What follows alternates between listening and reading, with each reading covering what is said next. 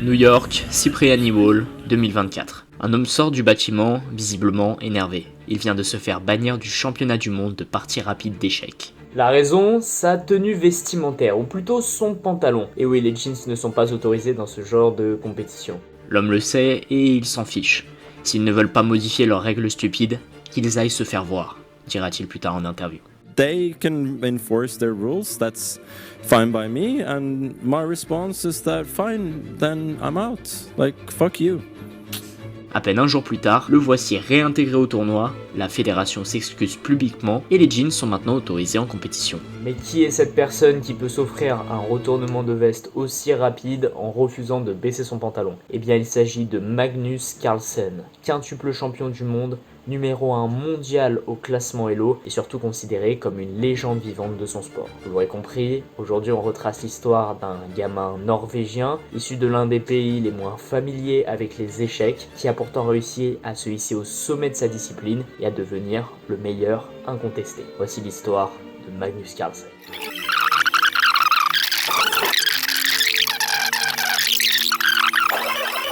I understand that they had some special traits.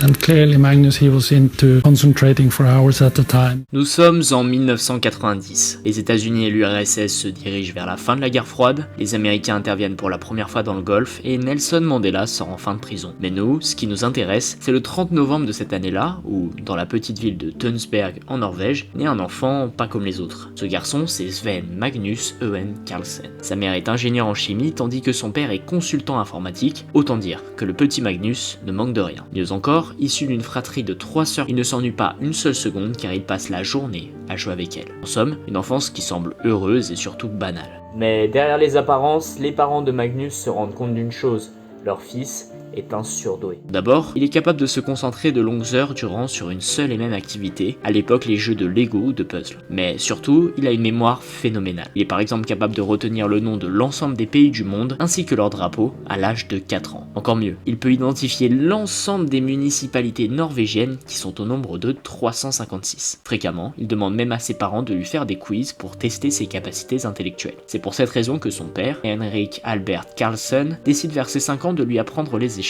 Il considère de fait que c'est un jeu parfait pour développer ses aptitudes. Mais malheureusement, ça ne prend pas. Plus exactement, le petit garçon est bon, mais les échecs ne présentent pas grand intérêt pour lui. En réalité, sa passion pour cette discipline va réellement commencer lorsqu'il va voir que l'une de ses sœurs semble imbattable à ce jeu de plateau. C'est alors que le futur prodige va éprouver l'envie de gagner par fierté. Il va donc s'entraîner tous les jours jusqu'à ce qu'il lui fasse effectivement échec et maths. Ça y est, son coup de foudre pour le jeu est né. He wanted to play one game against me when we were at our cabin up in the mountains, and I agreed after some pressure from him and Dad, and that was the first time he beat me. I rediscovered that, okay, he has a talent for chess. Les parents, quant à eux, se disent alors qu'il y a quelque chose à creuser. Ils veulent en effet faire de leur fils le futur prodige des échecs. Yes, I was interested in this King's Indian. Magnus Carlsen n'a même pas encore 9 ans et pourtant il joue déjà son premier tournoi en juillet 1999. Sa grande précocité se ressent déjà à cette époque car il remporte sa première coupe et pas des moindres, il s'agit du championnat de Norvège des moins de 11 ans. Néanmoins, ce résultat est à relativiser étant donné que la Norvège n'est pas, à ce moment-là, une grande nation des échecs. Ce sport n'a en effet pas un poids culturel suffisant. Il y a donc moins d'adversaires à combattre et pour Magnus Carlsen, moins de possibilités d'ascension à l'international. C'est pourquoi sa famille part voyager à travers plusieurs pays européens afin de faire connaître l'enfant prodige. Et cela fonctionne plutôt bien. Le jeune homme gagne de plus en plus d'expérience. Mais les choses sérieuses commencent véritablement en 2002 avec le championnat d'Europe des moins de 12 ans, surtout le championnat du monde de la même catégorie d'âge. Et croyez-le ou non, mais le Norvégien termine deuxième, coup sur coup contre la même personne, un certain Jan Nepomniachtchi, quelqu'un dont on aura l'occasion de reparler plus tard. Quoi qu'il en soit, cela ne décourage pas Magnus qui nourrit l'ambition de devenir grand maître international d'échecs. So I hope to become a grandmaster this year. And is that realistic?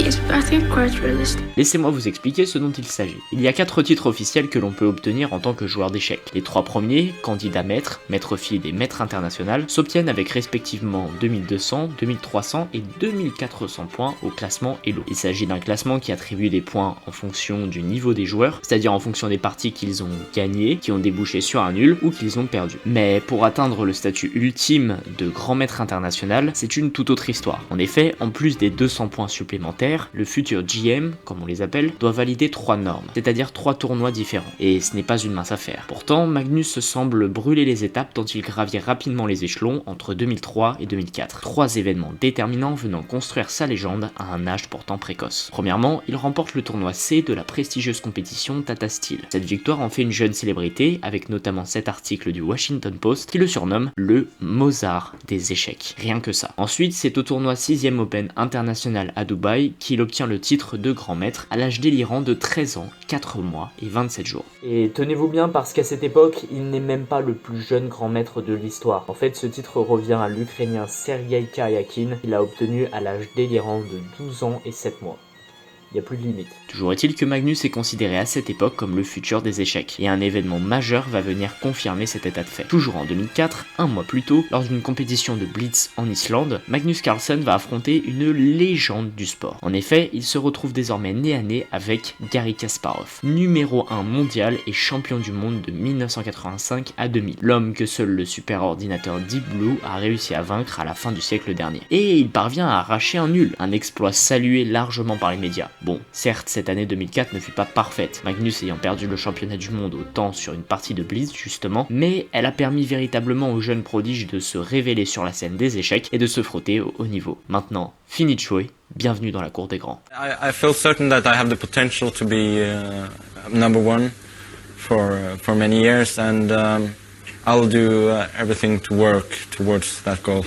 Être grand maître international d'échecs, surtout à un si jeune âge, ça force vraiment le respect. À cette époque, Magnus représente 0,44% de l'ensemble des joueurs professionnels d'échecs. Mais il y a un titre encore plus prestigieux que celui-là, un titre qui constitue le nouveau rêve de Magnus Carlsen à cette époque, devenir champion du monde. Mais ce n'est pas une mince affaire. Le championnat du monde d'échecs fonctionne ainsi. Le champion du monde en titre, directement qualifié pour la finale de la compétition, affronte un candidat au titre et a été choisi en fonction de sa victoire au tournoi des candidats. Ce dernier est une compétition en aller-retour où 8 joueurs, sélectionnés en fonction de leur classement Elo ou d'autres tournois ultérieurs, s'affrontent chacun 2 fois, une partie avec les blancs et l'autre avec les noirs. C'est donc l'élite mondiale de ce sport qui va se battre sans relâche pendant des semaines pour espérer jouer contre le meilleur. Et l'élite n'a pas le droit à l'erreur. C'est ainsi que durant l'année 2005, Magnus Carlsen s'entraîne fréquemment pour la Coupe du Monde FIDE en Russie, qui est qualificative pour le tournoi des candidats. Et il réussit miraculeusement à finir dans les 10 premiers, ce qui signifie la sélection. De plus,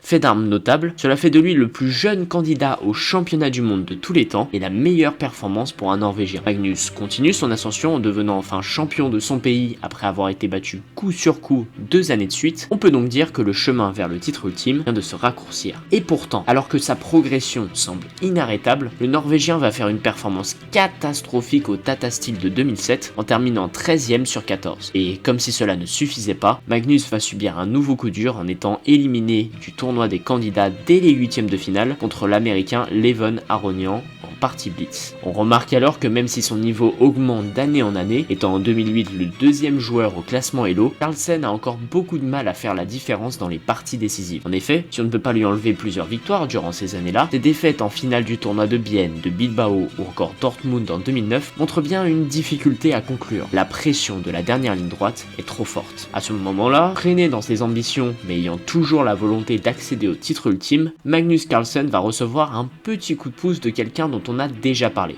Et oui, c'est bel et bien Garry Kasparov en personne qui va le prendre sous son aile pour lui permettre de se développer, de développer son jeu au niveau des échecs et de mieux comprendre ce sport. Et on peut dire qu'il va profondément faire évoluer le jeune joueur. How does it feel to have Garry Kasparov as a trainer? Well, he has the most knowledge of chess in the world, of openings, of psychology, of the feeling of playing on the top level for 25 years. So I couldn't. I mean, it can't get better than that in the chess world. So. À peine un mois après le début de leur collaboration, ils remportent le tournoi de Nankin, mais surtout le championnat du monde de Blitz le 18 novembre 2009. Par la même occasion, il devient le joueur le mieux classé en termes d'élo le 1er janvier 2010 avec 2812 points, à 2 doigts du record de Kasparov. Et ce record, il va travailler sans relâche pendant 2 ans pour l'atteindre, ne faisant qu'une bouchée de ses adversaires au London Chess Classic de 2012 avec 5 victoires et 3 parties nulles, et ce n'est qu'un exemple parmi d'autres. Finalement, Magnus devance bel et bien Kasparov le 1er janvier 2013 avec un classement Elo de 2861 points par rapport aux 2851 de son mentor en 1999. On peut donc dire que l'élève a dépassé le maître et Magnus Carlsen a un autre objectif en tête. Magnus Carlsen, this is his first World Championship match.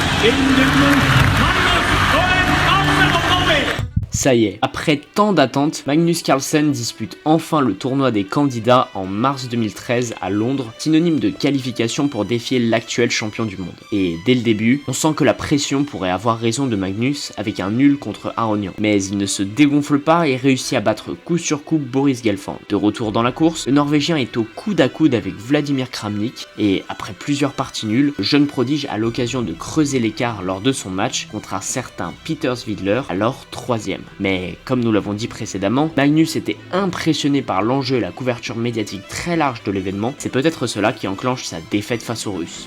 À ce moment-là, tout semble terminé pour Magnus Carlsen qui vient malheureusement de perdre sa partie et il estime qu'il va logiquement se faire devancer au classement par Vladimir Kramnik. Et pourtant, contre toute attente, l'ancien champion du monde perd sa partie. Jamais vu, même l'erreur de la... The last three games were very difficult. It got a bit out of control. I got some good positions from the opening, some bad positions, but in general I thought I played very well with very few mistakes, so I deserved to win. Magnus finit donc premier avec un nombre de victoires supérieur et même si ce n'était pas gagné d'avance comme on l'a vu, l'effort a tout de même fini par payer. Cependant, ce n'était que la première étape car le véritable challenge commence maintenant. Il faut venir à bout de Vishy Anand, tout simplement considéré comme le meilleur joueur du monde à ce moment-là. Vainqueur du championnat du monde en 2007, ayant défendu son titre 3 fois par la suite, l'Indien est réputé pour avoir une vitesse de réflexion folle grâce à ses grandes capacités de calcul. Okay, bishop h3, rook h3, queen d7, rook h5, queen f5, g6. I thought was a draw. Le match pour le titre promet donc d'être complexe. Anand, Carlsen, les positions dynamiques contre les longues parties techniques, la rapidité contre la précision. Et pourtant, paradoxalement, le vétéran contre le nouveau. Le match fonctionne ainsi, 12 parties, 1 point pour une victoire et 0,5 points pour un nul. Le premier qui arrive à 6,5 points a gagné. On y est, la tension est à son comble et le premier match débute. On sent que les deux joueurs ne veulent pas prendre de risques avec Magnus qui échoue dans son ouverture et Anand qui maintient sa cadence, ce qui débouche sur un nul en 16 coups. Même scénario pour la deuxième et la troisième partie avec Anand qui avoue jouer la carte de la sécurité. Et tout s'accélère lors du 4e duel où on voit enfin de l'action. Et c'est tout simplement parce que Carlsen parvient à imposer réellement son style de jeu pour la première fois. La gestion subtile des positions complexes amenant la partie à s'éterniser et donc à fatiguer mentalement la légende indienne. Malgré tout, la partie se termine sur un nul et on sent un changement dans l'attitude de Carlsen. Son langage corporel indique qu'il est très à l'aise, tout comme sa rapidité à jouer les coups. La prochaine partie sera sa première victoire, il semble en être certain. Et non seulement il va venir le confirmer avec la 5e partie, première victoire dans ce championnat du monde, mais il enfonce le clou lors du match suivant, mettant Anand dans une position compliquée. Mr. Anand, you says this is a big blow for you. How will you now work to mend this big blow for you? Well, you just do your best. Well, I'm still wondering if Mr. Anand could elaborate what he means by doing your best again. Obviously, I've been doing your best means doing your best. I don't know why you don't understand English. Le rapport de force est en effet inversé et c'est désormais Magnus qui prend un côté très incisif, jouant des coups de plus en plus rapides contre son adversaire. Et après une autre partie nulle où Anand parvient à maintenir ses positions, nous assistons à l'un des meilleurs matchs des 10 dernières années. Lors du 8e duel, le champion Anand semble enfin prêt à combattre en cherchant à dominer le centre et à développer rapidement ses pièces, sans se préoccuper du pion B de Carlsen qui avance tranquillement jusqu'à devenir une dame. He's got an extra queen. This is amazing and this is unbelievable. Erreur monumentale d'Anand qui s'était pourtant bien battu dans cette partie complexe et a fait douter les grands maîtres et les prévisions des ordinateurs. Toujours est-il que cette bourde va lui coûter la victoire malheureusement. C'est maintenant pratiquement impossible de revenir pour l'Indien, il doit gagner les 3 parties suivantes, dont 2 avec les Noirs. Pour Magnus, il suffit d'un nul à la 10e partie pour devenir champion du monde. Et devinez quoi? The Norwegian camp is cheering. Going crazy. And we have a new world champion. Unbelievable. Magnus Carlsen. Champion of the world. Keeping that in mind, I would say my favorite player from the past is probably myself, like 3-4 years ago. Le Graal ultime. Magnus est désormais dans le cercle très fermé des champions du monde. Mais le problème, c'est que gagner, c'est bien, mais rester au sommet, cela relève de l'exploit. Magnus va en effet devoir défendre son titre contre des prodiges de sa génération et de la nouvelle qui arrive. Et il ne perd pas de temps car il doit affronter quelqu'un qui n'a pas digéré leur dernière rencontre. Vishy Anand, vainqueur du tournoi des candidats 2014. Et là, on se dit que la chance va enfin tourner pour Magnus. Son rival indien a pu étudier ses positions, ses faiblesses, il connaît de meilleures ouvertures et... non, Magnus l'emporte encore. And that probably is the end of the game and the match. As you can see on your screens, Vishy congratulates his opponent. Congratulations to Magnus for retaining the title. This has been a very, very dramatic game. Une chose est sûre, il va falloir trouver un prétendant plus solide au trône. Et ça tombe bien car en novembre 2016, Magnus remet en jeu son titre contre Sergei Karyakin. Si vous vous souvenez de lui, vous savez qu'il est à ce moment-là le plus jeune grand maître de l'histoire, de quoi inquiéter Carlsen. Et effectivement, le russe a un atout, il défend très bien avec des positions complexes qui sont dures à faire tomber. Si bien que lors de la 8ème partie, le russe parvient à venir à bout de son adversaire. Magnus est tellement énervé qu'il va jusqu'à quitter la conférence de presse qui se tient ensuite. I didn't play very well. He played better than me and he won. And with the press conference after, how do you feel about what happened there? I mean, there is an appeal going on, so I shouldn't say too much. Mais ce coup de colère va lui donner la motivation de revenir dans la course à la 10ème rencontre, les deux parties restantes se soldant alors par un match nul. S'enclenche donc la phase de partie rapide, 4 confrontations avec 15 minutes par coup. Et autant dire que Magnus n'a laissé aucune chance à son adversaire, sacrifiant même sa reine au dernier tour, choquant ainsi le monde entier. The nicest move to finish the game that Carlsen played, which was queen to h6, and the challenger immediately resigned. Bravo, fantastic.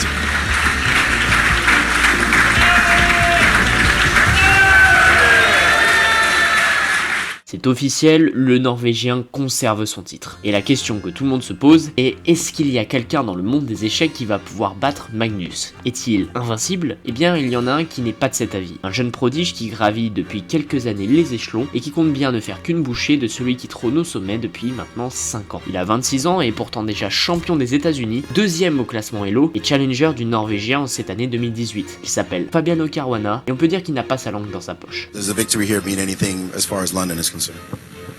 Well, not for me, but I think Fabi needs to win the tournament to get to London.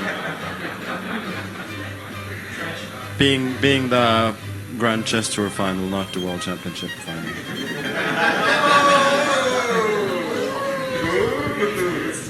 Your thoughts on that, Fabiano? You need to win the event? Well, I think the last few months I've generally won tournaments in which Magnus is playing in, so... I didn't mean to trash talk, I meant to just state something factual. En plus de cela, l'américano-italien est un monstre de calcul, capable tout comme Anand de réaliser plusieurs dizaines d'opérations à la minute. Mais en plus de cela, il utilise des logiciels en ligne, comme chess.com, contrairement à son adversaire. Le duel s'annonce donc comme le plus serré de la carrière du Norvégien. Et effectivement, au début, les deux adversaires jouent à armes égales, car première fois que cela se produit dans l'histoire du championnat du monde, les 12 parties en cadence lente sont nulles. Cela ne manque pas de faire monter la pression mentale des deux joueurs au fil de leur rencontre. Le tournoi se transformant en tentative de faire craquer l'adversaire pour le pousser à la faute. Quoi qu'il en soit, le duel se départagera via des parties rapides. Et malheureusement pour Caruana, l'expérience de Carlsen qui lui offre un calme olympien, même lors de parties tendues comme celle-ci, lui permet de se déjouer de son adversaire en phase de jeu et de conserver son titre. Ça en devient frustrant, jamais aucun joueur d'échecs n'avait autant dominé sa génération. Et cet état de fait se confirme bel et bien en 2021, lorsque Magnus va chercher son 5ème titre contre Jan Nepomniachtchi, oui le gars qu'il avait pourtant battu par 2 fois au championnat du monde des moins de 12 ans. En fait, le challenger russe a complètement perdu sur le plan mental, avec Magnus qui a réussi à rentrer dans sa tête pour le pousser à la faute. What? Oh my god, come on. But come on. I mean, no, but sorry, but c5, c6, I mean, I'm sorry, but I saw that instantly.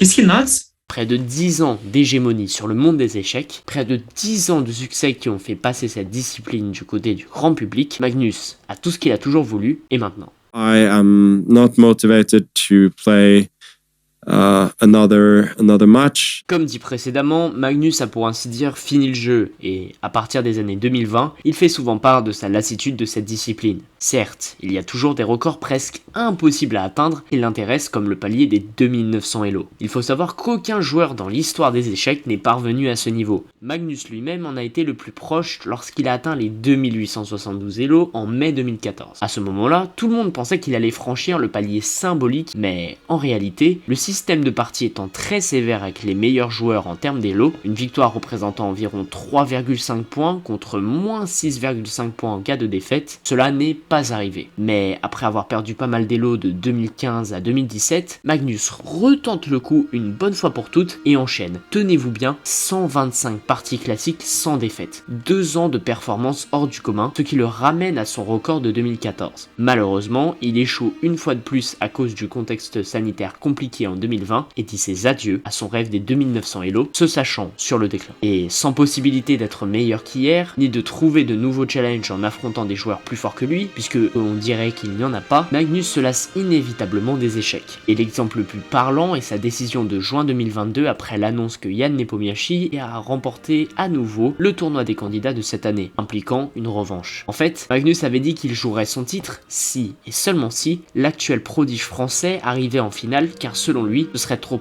ennuyeux de jouer une nouvelle fois contre un adversaire qu'il a aisément battu à l'édition précédente. Et on peut le comprendre, car après avoir tant gagné dans son sport, on a envie de renouveau, d'être sorti de sa zone de confort pour gagner de l'intérêt dans le jeu, ce qui peut impliquer de jouer contre un adversaire qui risque vraiment de vous faire perdre, voire de se révéler carrément supérieur à vous. Magnus Carlsen semble avoir le problème d'être tout simplement trop fort aux échecs, qui justifie sa décision de 2022. Et pourtant, aujourd'hui, a-t-il arrêté les échecs? S'est-il lassé de ce sport qu'il a pourtant porté au sommet pendant des années? Après tout, on a certains exemples de sportifs qui ont tant dominé leur discipline qu'ils ont tout simplement décidé de raccrocher les crampons. Dans le monde des échecs, on peut penser au champion américain Bobby Fischer. Mais pour Magnus Carlsen, c'est un peu différent, car même s'il semble ne plus accorder d'importance aux parties classiques, il se dédie corps et âme aux autres variantes des échecs que nous avons citées précédemment. Plus rapide, plus imprévisible, voire plus fun. Les parties rapides, ou Blitz, sont le nouveau terrain de jeu du Norvégien. Le championnat du monde de Blitz 2023 en est un bon exemple. Carlsen ayant enchaîné 43 victoires en cadence rapide et ultra rapide, sa seule défaite étant contre le champion français Maxime Vachier-Lagrave. Il a conservé son titre en décembre dernier en négociant avec la FIDE pour partager son titre avec Jan Nepomniachtchi, car il enchaînait les parties nulles depuis plusieurs heures. Et ça n'a pas manqué de créer une vive polémique. Alors, Magnus n'en est pas à son coup d'essai avec la fédération. En 2022, il accuse Hans Niemann, 19 ans, contre qui il a perdu à la prestigieuse coupe Siegfried, de triche et fait pression sur la FIDE pour qu'il soit banni. He's just so demoralized because he's losing to such an idiot like me, you know? It's just it must be embarrassing for the world champion to lose to me. I feel bad for him. Finalement, un accord à l'amiable est trouvé entre les deux parties. Ensuite, on a la fameuse controverse autour de son jean qu'on a cité en introduction, ce qui nous ramène au 31 décembre dernier. Nepo et Carlsen sont en finale, la tension est à son comble, le public est impatient de connaître l'issue du duel, et là, l'impensable se produit. Magnus Carlsen va faire une proposition hallucinante à Jan Nepomniachtchi, celle de se partager le titre de champion du monde de Blitz. Du jamais vu, et devinez quoi? Eh bien la fédération a accepté.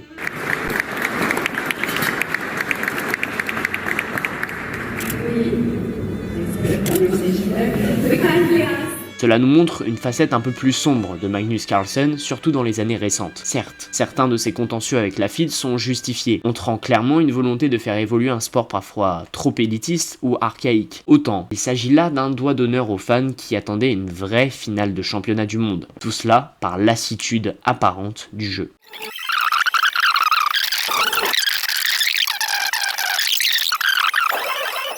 Magnus Carlsen est très certainement le plus grand joueur d'échecs de tous les temps. Il a su développer très tôt son don pour le jeu, aidé par sa famille qui l'a beaucoup accompagné. Il s'est imposé très jeune comme grand maître international, élevant sans cesse son niveau de jeu et ne laissant que des miettes à ses adversaires pendant près de 15 ans. 15 ans de trophées, 15 ans de victoires, mais aussi de décisions fortes qui ont une influence indéniable sur le monde des échecs, pour le meilleur comme pour le pire, et ce malgré une lassitude qui se fait de plus en plus ressentir.